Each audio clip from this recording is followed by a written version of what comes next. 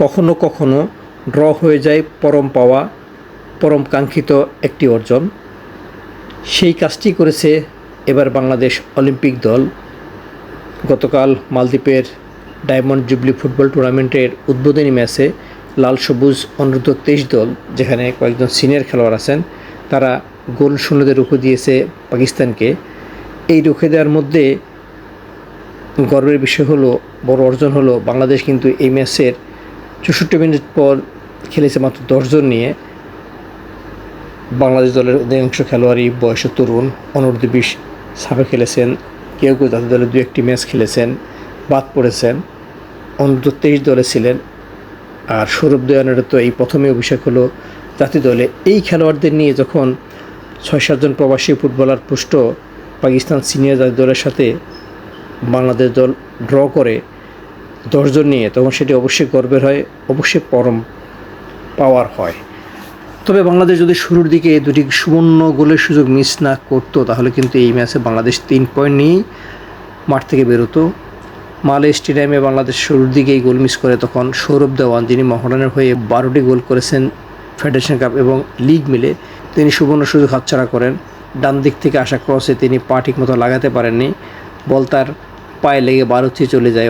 অথচ তিনি যদি বলটি পোস্টে রাখতে পারতেন তাহলে তখনই লিড হয়ে যেত। এরপর মুর্শিদ আলী ডান দিক থেকে ঢুকে গোলটা সোজা বল মেরে নষ্ট করেন আরেকটি সুযোগ। তিনি বলটি উচ্চত না মেরে একটু যদি গ্রাউন্ডে রাখতো তাহলে হয়তো গোলটা হয়ে যেতে পারতো।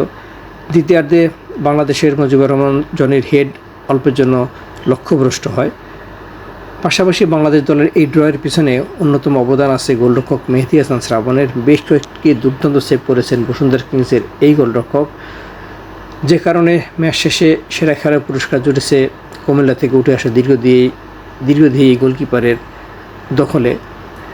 এখন এই ড্রয়ের ফলে বাংলাদেশ 4 জুন পরের ম্যাচ খেলবে আফগানিস্তানের বিপক্ষে, এরপর 7 তারিখের প্রতিপক্ষ মালদ্বীপ। লিগ পর্ব শেষে বাংলাদেশ যদি সেরা 2 থাকতে পারে তাহলেই 10 জুনের ফাইনালে মুখোমুখি হবে। তবে বাংলাদেশ দলের এই উঠতি খেলোয়াড়রা যে নৈপুণ্য দেখিয়েছেন, তারা বুঝিয়ে দিয়েছেন বাংলাদেশে আসলে মানসম্পন্ন ফুটবলারের কোনো অভাব নেই। অভাব হলো ক্লাব কর্মকর্তা এবং বাফুফের কর্মকর্তাদের মানসিকতার সীমাবদ্ধতা। তারা কথায় কথায় দেশি ফুটবলারদের সাইজ করার জন্য বিদেশি কোটা বাড়ায়, সাব কোটার খেলোয়াড়দের দেশি বানায়, এতে করে দেশি ফুটবলাররা সাইডলাইনে বসে থাকে। এটি আসলে আর্থিক কারণ সাব অঞ্চলের অন্য খেলোয়াড়দের যে টাকা দেওয়া লাগে বাংলাদেশি খেলোয়াড়দের চেয়ে 3-4 গুণ বেশি টাকা দেওয়া লাগে। যাই হোক, বাংলাদেশি ফুটবলাররা যে পারেন ভালো খেলতে সেটা কিন্তু তারা দেখিয়ে দিয়েছেন। তারা পাকিস্তান জাতীয় দলের সাথে গোল শূন্যতে ড্র করেছে। যদি শুরুর দিকে ওই দুটি মিস না হতো সৌরভ দেওয়ান এবং মুর্শিদ আলীর, তাহলে বাংলাদেশ 3 পয়েন্ট নিয়ে মাঠ থেকে বেরিয়ে আসতে পারত।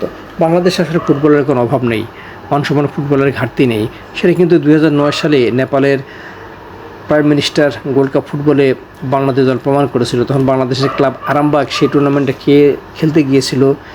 লিগের নিচের দিকে 3টি দল, আরামবাগ মুক্তিযোদ্ধা এবং খুলনা বনি খেলোয়াড়দের নিয়ে, সেই দলটি কিন্তু নেপাল গিয়ে নেপাল ন্যাশনাল টিম এবং পাকিস্তান ন্যাশনাল টিমের সাথে ড্র করেছিল।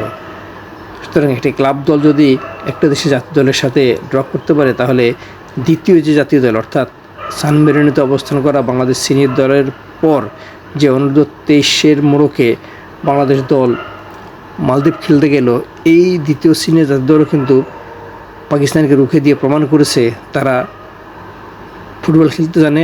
বাংলাদেশের ফুটবল প্রতিবার কোনো সীমাবদ্ধতা নেই, শুধু এখানে আছে কর্মকর্তা এবং ফেডারেশনের দায়িত্বশীলদের মানসিকতার সীমাবদ্ধতা, যে কারণে ফুটবলটা আসলে সেভাবে বিকশিত হতে পারছে না।